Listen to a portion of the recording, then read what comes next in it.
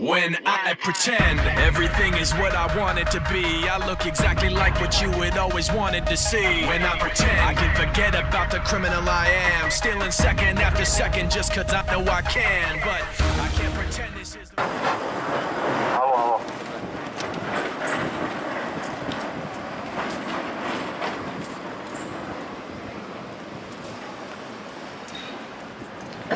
Rodáci! Občiansky tribunál v mene občanov Slovenskej republiky sa dostaví pred generálnu prokuratúru za generálnym prokurátorom. Kokotko, choď vytrikovať inde. Na Slovensku sme. Prišli sme oznámiť, že na Slovensku sa vraždia a zatvárajú novinári. Prečo? Lebo sa boja pravdy. Vyzývame z tohto miesta generálneho prokurátora Jaromíra Čižnára, aby oslobodil vojnových zajatcov.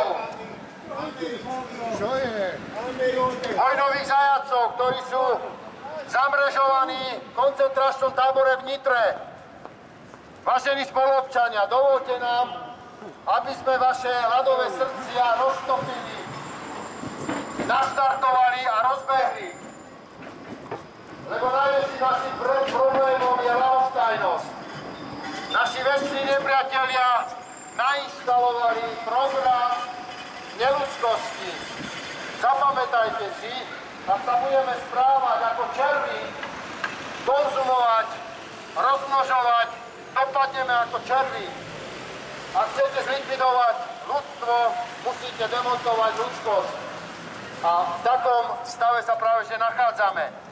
Nikto z nás nemá čas. Peniaze. A najlepšie je na tom chrániť ľudskosť.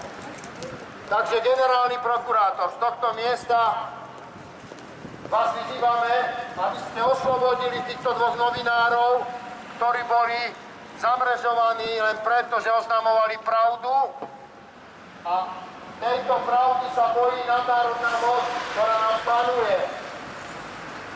Boja sa tejto pravdy pred voľbami, privatizovanými voľbami, ktoré majú byť 29. februára 2020. Lebo táto nadnárodná moc na Slovensku kupuje agentov do parlamentu Slovenskej republiky, ktorí schvaľujú zákony proti slovenskému ľudu. Prospekt týchto nadľudí. Občania, zároveň propagande, verejnú popravu, úkladnú vraždu z iránskych a iráckých vojenských predstaviteľov Spojených štátmi americkými.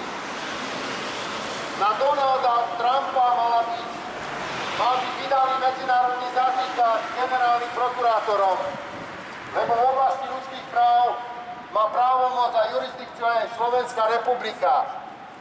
Donald Trump je vojnový zločinec. Bez súdu, bez právoplatného rozhodnutia vraždí právne osobnosti, ľudské bytosti. A prostitútky a juristútky na Slovensku sa na tom podieľajú. Kabinet konkubíny Zuzi Čaputovej pomáha uniknúť trestnej zodpovednosti týmto katom, týmto vrahom. Takže vyzývame generálneho prokurátora, aby oslobodil Martina Daňa a Ruda Vaského z koncentračného tábora v Nitre, kde sú bezdôvodne, bez zákonného dôvodu. Je to to isté, ako keby som ja teraz na tomto mieste ktoréhokoľvek z vás strhol a zavrehol do svojej pivnice. Je to to isté, je to takýto istý násilný čin. Takže toto sa robí na Slovensku. Samozrejme, propaganda, juristútky a prestitútky šíria propagandu agentu Západu. Ľudia, lisujú tu dlžoby, lisujú tu dlžníkov. Ľudia nemajú na život, sme zadlžení, to nie je náhoda.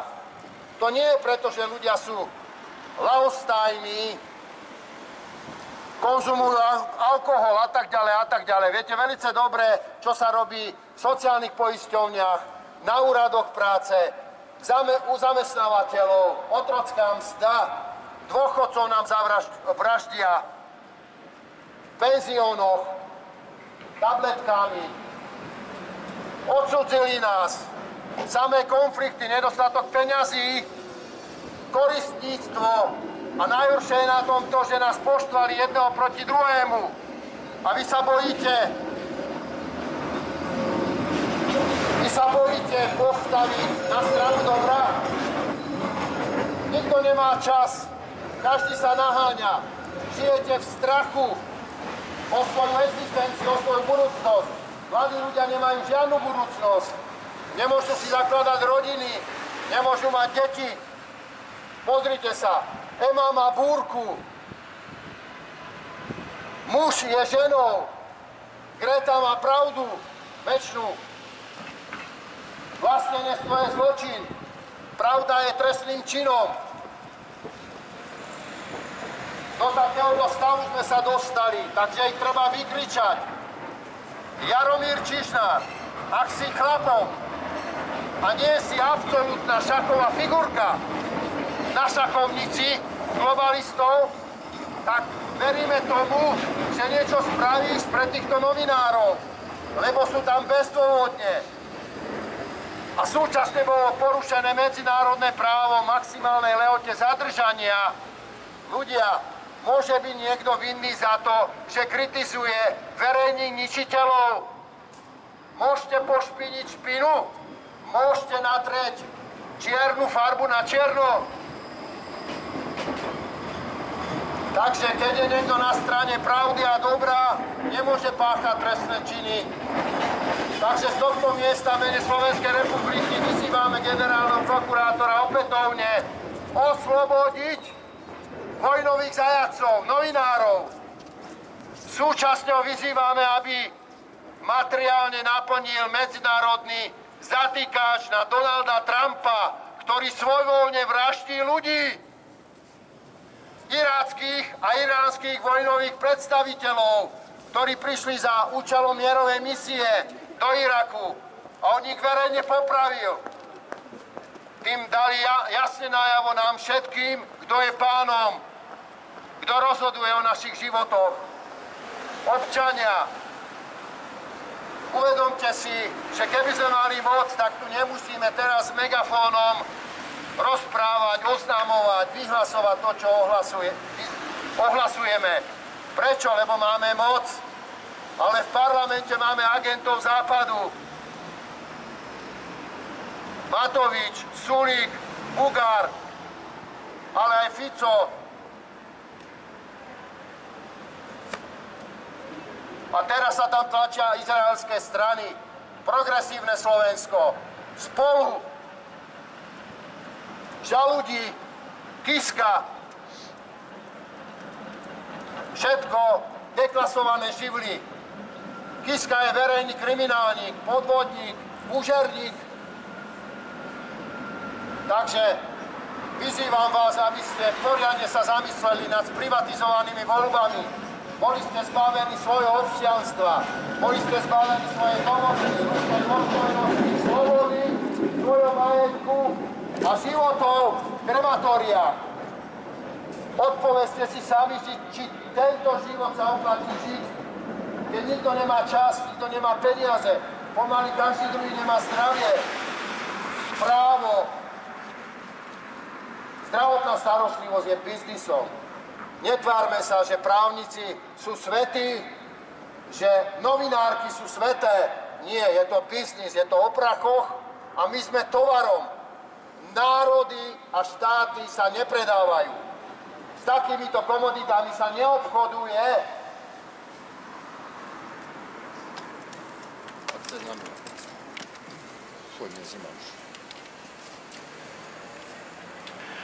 Občania, Národný občiansky tribunál chce, aby sme my občania žili dôstojný život, aby nám neodoberali peniaze.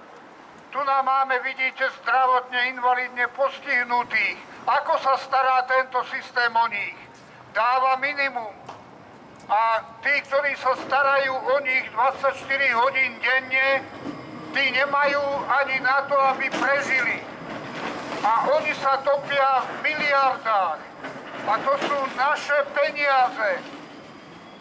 Paška má vraj dedičstvo 2 miliardy 400 miliónov. Odkiaľ má tie peniaze?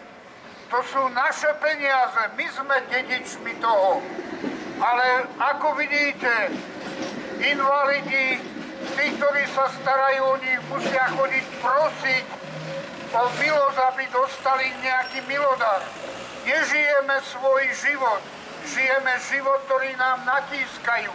A tu na generálna prokuratúra je to sídlo toho zločinu, pretože zákon má chrániť občanov, naše hodnoty, naše životy, zdravie. A kto to neplní,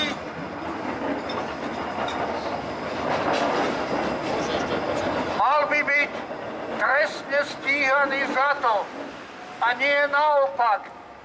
Tu sa občan nemá čo báť. Zločinci sa musia triasť pred zákonom. Ale vidíte, ako platí tento zákon.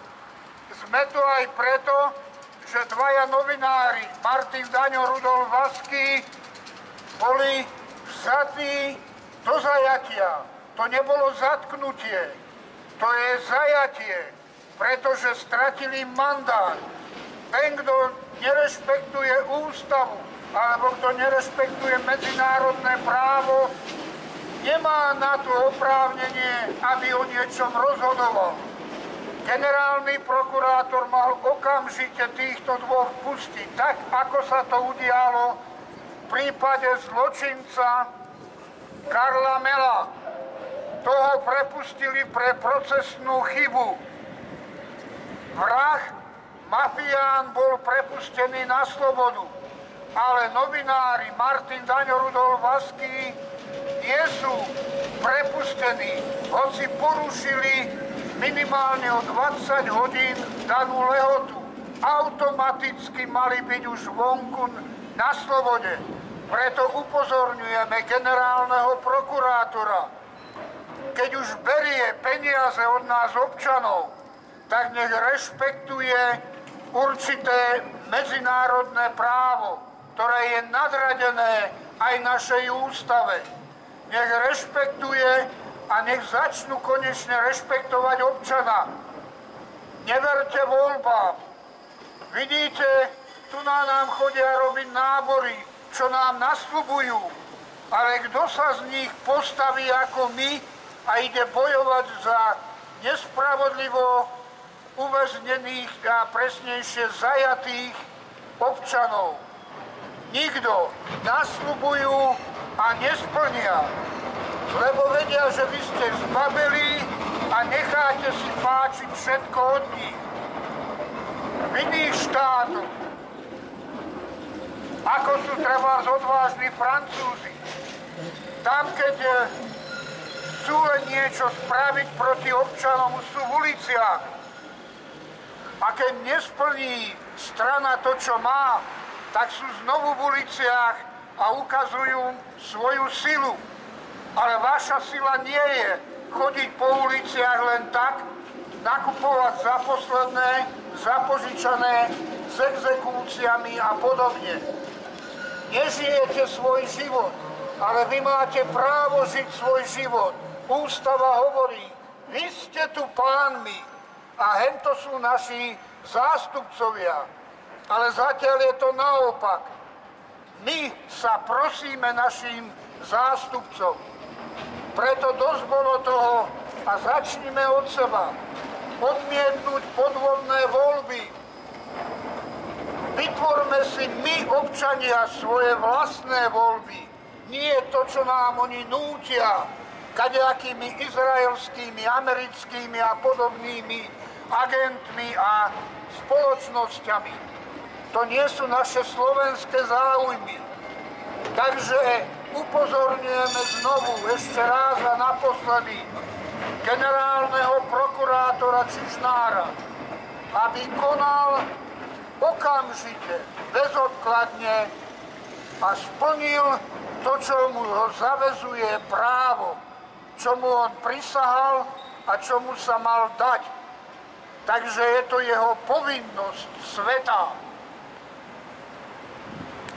Takže občania, naposledy, prestaňte poslúchať zločincov. Začnime od seba a staňme sa my, občania, pánmi na Slovensku. Slovensko musí byť slovenské.